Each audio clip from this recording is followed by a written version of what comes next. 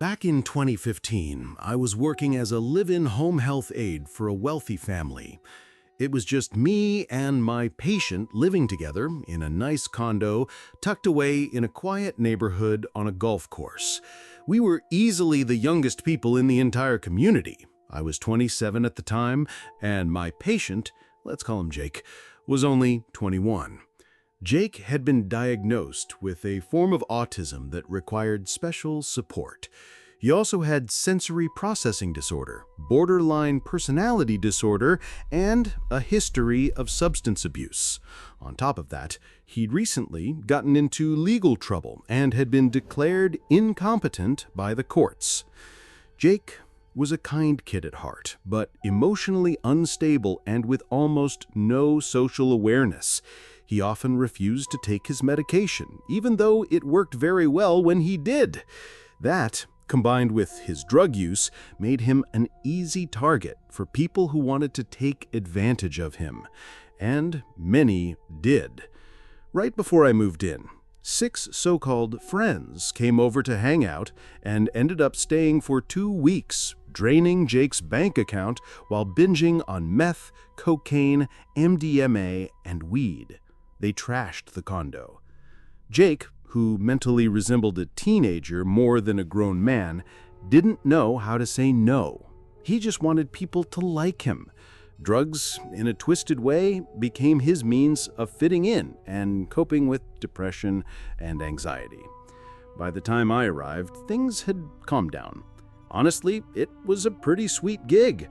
I was paid well, had a nice place to live rent-free, and my main responsibilities were simple: keep the condo clean, ensure food was stocked, and help Jake stay on his meds. When I first moved in, Jake's mom, who was technically my boss, sat me down and warned me about one person in particular, a woman named Amber. She lived off and on in the unit downstairs with her father and occasionally visited her 2 children, whom her father had full custody of. Amber was 37 years old, tall, thin, blonde, and honestly looked at least 10 years younger than she was.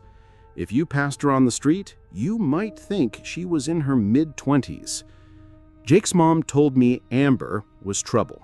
She was an addict, unemployed, and had no car, and was always looking for someone to manipulate.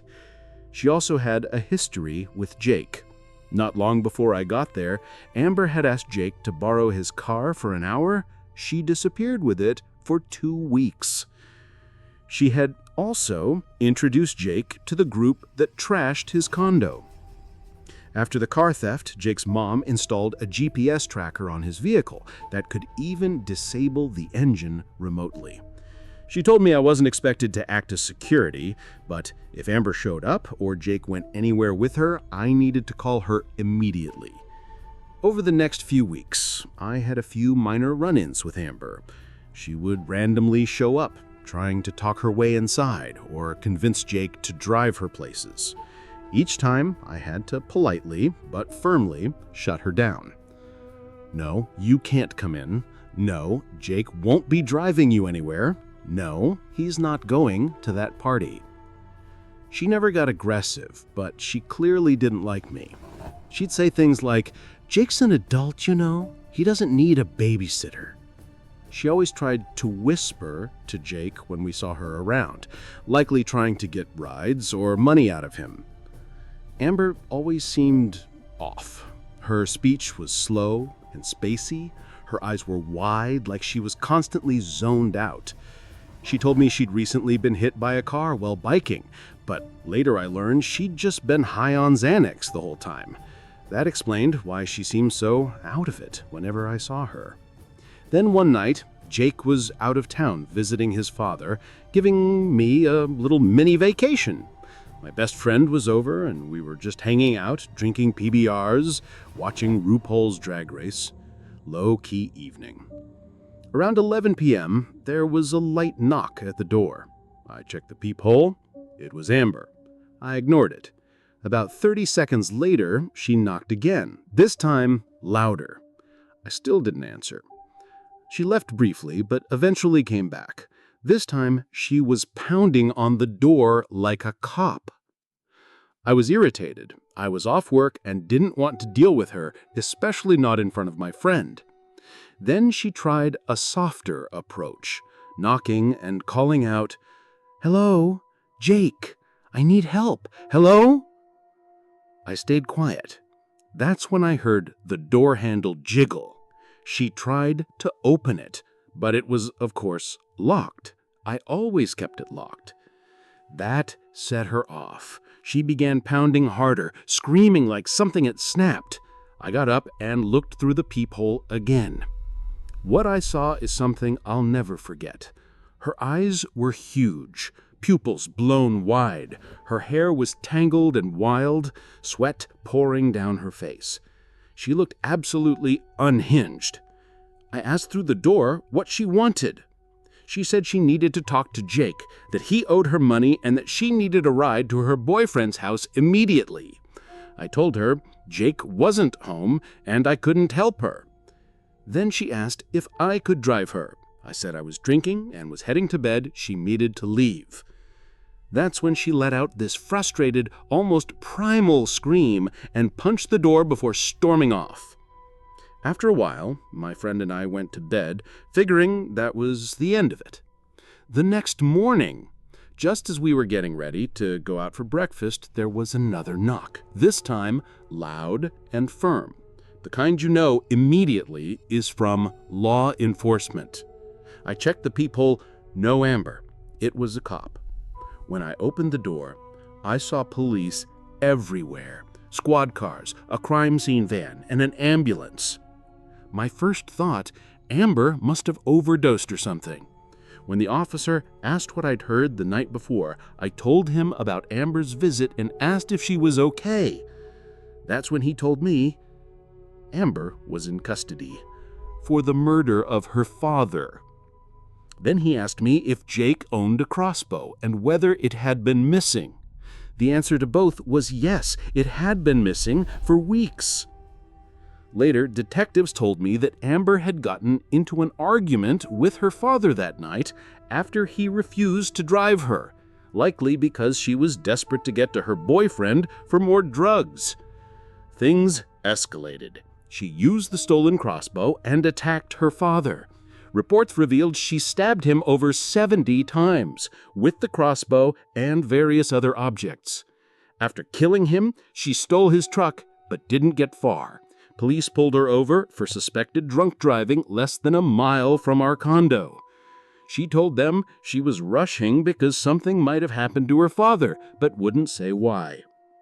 That led them to do a welfare check. Later, Amber led police on a high-speed chase across 2 counties before crashing. She was arrested and later indicted for first-degree premeditated murder. So yeah, that was the night my drug-addicted neighbor tried to drag me into her chaos, either just before or right after she murdered her father with my patient's crossbow. Safe to say, I hope I never see her again. I should start by saying this is an extremely complicated and deeply personal story. I'll do my best to tell it as clearly as I can. Names and identifying details have been changed or omitted. I've struggled with mental health issues from a young age, and by the time I was 15, things became unmanageable for my parents. After my freshman year of high school, they decided to send me to a lockdown school. One morning, I woke up to find 2 strangers in my house, telling me I was being taken to a boarding school. They said that if I refused, they'd cuff me. So I went. After a wilderness program, I was placed in a residential treatment center, RTC. The school I was sent to was connected to several abusive lockdown facilities in the US, many of which have, thankfully, since been shut down. The environment was harsh and traumatic. Isolation, forced medication, physical restraints, stress positions, attack therapy, and the withholding of food and exercise were all common. The full extent of what happened there isn't the main point of this story, but what matters is this. I arrived already struggling, and that place completely broke me. I dissociated most of the time just to survive. A few weeks in, a boy named James joined our dorm unit. That's where the story I want to share truly begins. At first, I disliked James. He annoyed me, and I was rude to him on purpose. But we ended up sharing a room, and over time, things changed. I started to feel attached to him. We spent a lot of time together, bonding in private. I didn't realize it then, but I was falling in love with him. At the time, I identified as straight, so I thought of it as a brotherly connection. But looking back, the feelings were clearly deeper. As the abuse around us worsened, James and I relied on each other for survival. We were everything to each other. The shared trauma created a bond I thought was unbreakable. We promised to stay close even after leaving. Luckily, James lived only about an hour from my parents. When he was discharged, I begged my parents to let me leave too, and eventually they did. The moment I got home, I called James. We started seeing each other a few times a week, and for a while it was the happiest time of my life. He was my world. He understood me in ways no one else ever had. But things began to change. His parents noticed how close and physically affectionate we were, and how emotionally dependent I was on him. I'll never know exactly what happened behind the scenes, but one day I got an email from James saying he thought we should see each other less. At the bottom, he included a painful joke. We used to say we loved each other with 99% of our souls, because he said he couldn't give 100% since he didn't fully love himself. In the email, he wrote, "P.S. It's 72% now." I completely broke down. I grabbed something sharp and cut my wrists, crying and screaming, begging for it not to be real. How could this be happening? No one would ever understand me the way he did. I couldn't breathe without him. We saw each other a few more times, but everything had changed. He was distant. During our last meeting, he told me he wanted to cut contact completely. That's when it all started spiraling. I started calling him constantly. I knew his house phone and his cell, and I'd call all day, sometimes not saying anything, other times crying, begging him to talk to me or love me again. I even called his parents, pleading with them. It escalated. I got his mom's cell and work numbers, and even tracked down his dad's contacts too. I called them all, sometimes crying, sometimes just sitting silently on the line. I manipulated a mutual friend into calling him while I listened in, feeding her questions. Eventually, they changed all of their numbers. Before we lost contact, James and I had a church group together. I knew he still went, so my girlfriend at the time, an older woman, drove me there to try to see him. The first couple of times he wasn't there, but I kept coming back. On the third visit, he showed up. I approached him and asked, "Do you really not love me at all anymore?" He looked me in the eye and said, "No." That was it. Just no. I broke down in tears, causing a scene until the staff asked me to leave. I'm sure it was humiliating for him, especially since he also identified as straight. After that, I began having my girlfriend drive me to his house at night. I would sit in the car, staring up at his bedroom window. Sometimes I even had her knock on the door, asking if James was home. I did this more than once. Eventually, I convinced James to add me as a friend on MySpace. That gave me a bit of hope. Maybe we could fix things. But deep down, I think I knew it was over. I saw that he had a girlfriend now. I reached out to her, pretending to be harmless, and convinced her to meet me. She was kind, too trusting. I used that. She told me everything. His new numbers, his MySpace password, even private details about their relationship. I hacked his MySpace and shut it down. Then I started calling again. His house, his cell. I screamed at his mom, gloated to James about how I had manipulated his girlfriend. They had to change their numbers all over again. Finally, after one last phone call with James, something inside me snapped. I was done. I knew I couldn't keep doing this. I stopped everything. I feel terrible for what I did to him and his family. I wish I could apologize in person. I'm telling the story to give a glimpse into the mind of someone who stalks. It doesn't justify anything I did, but maybe it helps explain it. I was really sick, though. That's no excuse. I'm lucky I wasn't arrested. There's so much more to what we went through together, but I hope this helps someone understand why people fall into this kind of behavior. Today, I'm a very different person. I still struggle with mental health, but I've never acted out like that again. I've worked hard for years to build a stable life, and I hope sharing this helps others understand both stalking and the mental illness that sometimes fuels it. Several years ago, when my son, who is now 18, was still a baby, I found myself longing for friendship. I had become a mother in my early 20s and was the first in my friend group to do so. That created a gap between us, not out of malice, but simply because our lives and priorities had become so different. They would visit occasionally and dote on my son, but beyond that, we no longer had much in common. During that time, a local woman reached out to me on social media and invited me to join a parenting forum filled with like-minded moms. For a while, it was amazing. I would log on daily to talk with other moms, we'd share parenting tips, recipes, jokes, and even do gift exchanges. The forum leaned toward alternative parenting styles, and many of us shared similar tastes in music, tattoos, and humor. We even divided ourselves into local groups for meetups, playdates, Halloween parties, and even kid-free nights at the bar. It was genuinely fun. Around then, a new girl joined the forum. She wasn't local, but she posted often and quickly became a well-known member. She said she was newly pregnant, and after a while announced she was expecting triplets. She seemed stunned but thrilled, and so were we. Since she hadn't used fertility treatments, it was a big surprise, but everyone was happy for her. She had a big personality and made friends easily. People began sending her baby gifts and even money to help with the sudden expansion of her family. She posted photos of her very large belly, and we all waited excitedly for the babies to arrive. Finally, she announced she had gone into early labor. According to her, she went to her local hospital, but had to be transferred to a larger hospital in the city due to the complications of delivering triplets.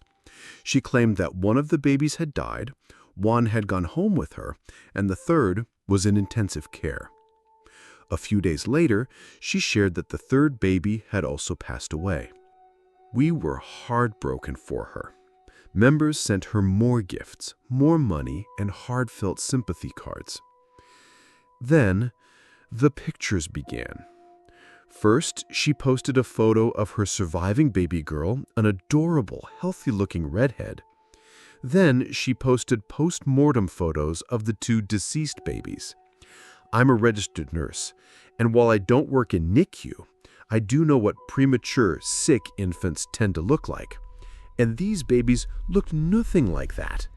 They looked just like the surviving baby, full-term, chubby, and healthy. The only difference was that they wore beanies to cover their hair, which she had previously described as being different colors from the surviving baby. It looked more like the same baby was photographed asleep, dressed differently. One of the women in the group even photoshopped one of the pictures, adding angel wings as a tribute. Around that same time, the woman posted a photo of herself in a hospital bed holding a baby. There was a nurse visible in the picture, and her name badge clearly showed the name of the local hospital, not the larger city hospital where the woman claimed she had delivered. It didn't add up. Would a nurse from one hospital travel to another hospital she didn't work at? Highly unlikely. As many of us were genuinely concerned, some tried to send flowers to the funeral home she claimed had handled the baby's services. But that funeral home had no record of her, and no other funeral home in the area had either. It made no sense. The forum moderators began digging and put the pieces together. They discovered she had been pregnant with just one baby. She had lied about her due date and fabricated the deaths of 2 babies in order to gain attention and receive gifts and money. Some local moms even visited her and confirmed that when they mentioned the other babies, her husband went completely silent, as if he was used to her pathological lying. Her photo of the giant belly turned out to be just a manipulated angle of a naturally large singleton pregnancy. Honestly, my own belly had looked larger when I was pregnant with my one son than my friends had with twins. The most heartbreaking part? While this circus was happening, 2 other moms in our group did actually lose their babies. Their grief was real, but it was largely overshadowed by the triplet drama because those grieving moms weren't seeking attention. They were quietly mourning their losses. One of them was local to me, and I attended their baby's funeral. It was the saddest funeral I have ever been to. Looking back, I'm glad I never sent any money or gifts to that manipulative woman. The group never fully recovered. While it continued to exist, the trust had been shattered.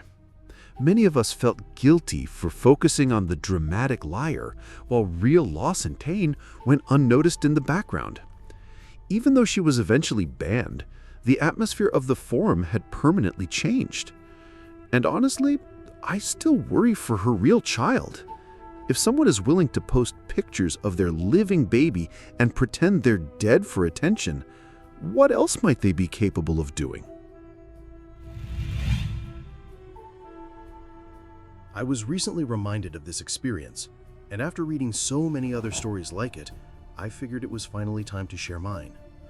Honestly, I don't know how people usually verify their stories here, but I actually have some video recordings from that night, in case any mods ever want to see them. Yeah, it got real. This happened back in August of 2017. I was 23 at the time and had just moved back in with my mom while trying to get my life more stable. Around the same time, my car broke down, so I was relying entirely on Uber to get around.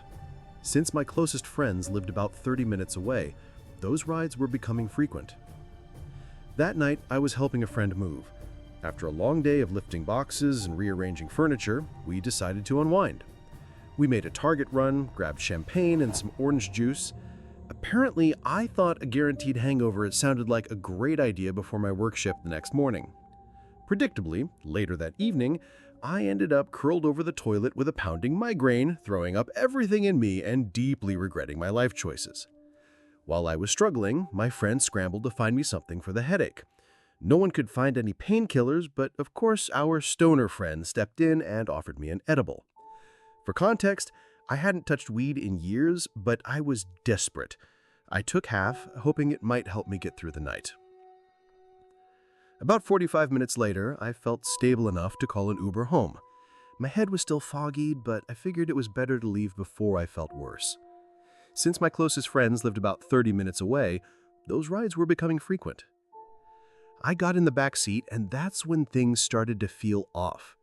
The driver turned around and introduced himself with a heavy southern drawl, thick like molasses. Something about him instantly made my stomach drop. You know when your instincts scream at you? Yeah, that. I told him I wasn't feeling well, I had a headache, and just wanted to get home. That's when he pulled out an already opened water bottle and some loose pills from the center console, offering them to me like it was normal. I politely took them, but didn't consume anything. I shoved the pills into the crack of the seat and put the water bottle into the seat pocket in front of me. Every internal alarm I had was blaring. But because of the edible, I was still floating in this fog, making it all even more terrifying. We started the 30-minute drive to my mom's house, and very quickly the conversation took a dark turn. He casually mentioned he'd done prison time, then went on about the good old days behind bars. He started rambling about conspiracy theories, saying the world would end by the end of 2017. His tone grew more unsettling with every mile. He kept circling the conversation back to his bunker. You should really see it sometime, fully stocked, enough supplies to last for years. Then, casually, he asked if I wanted to go there instead of going home. He asked that multiple times. I kept replying with fake politeness, saying I had work early, maybe another time, trying to act like I wasn't terrified. Then came the real crazy. He started ranting about the earth being flat, government cover-ups, and even talked about giants in Kandahar, Afghanistan. He whispered, "You should probably not tell you this, but look up Kandahar giants on YouTube." His pupils were huge, his speech jittery. It was obvious he was high, unstable, or both. He casually mentioned he had an arsenal of guns at his bunker and even grew his own opium out there. Then he asked if I had any guns. I blurted out, "Oh yeah, tons," just hoping it might make him think twice before trying anything. At this point, I was in full-blown panic. I started secretly texting my friends, sharing my live location, and recording parts of the conversation on my phone. I captured about 7 minutes of footage, though the whole ride lasted over 30. As we neared my exit, things got worse. We were flying down the highway, and he made no effort to take the turn. I kept gently reminding him my exit was coming up, but he ignored me, still rambling about how safe his bunker would be. Finally, I snapped. I screamed at him to pull over, told him my mom was waiting, that I had work soon, anything to get him to stop. He still wouldn't get over. In total panic, I started kicking the back of his seat and threatening to open the door and jump if he didn't pull over immediately. At the last possible second, he finally exited the freeway. When he pulled up to the red light outside my mom's apartment complex, I didn't wait. The moment the car stopped, I threw the door open and ran. I don't think my feet touched the ground more than twice before I was inside. Once inside, I tried to explain everything to my mom, but she was more focused on the fact that I had taken an edible than the terrifying part of the story. The next morning, after I was clear-headed, I explained everything in detail, showed her the recordings, and we both filed a report with Uber. I still use ride shares occasionally, but never again when I'm alone, and definitely never while impaired.